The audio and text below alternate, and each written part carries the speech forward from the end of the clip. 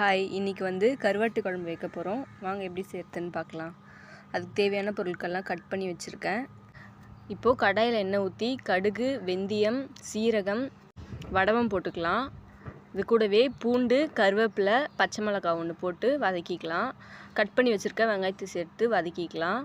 வெங்காயம் வதங்கினோடனே தக்காளி சேர்த்து உப்பு சேர்த்து வதக்கிக்கலாம். இப்போது எல்லாம் வதங்கினோடனே உருளைக்கிழங்கு, கத்தரிக்காய், கொத்தவரங்காய் இதெல்லாம் சேர்த்து வதக்கிக்கலாம்.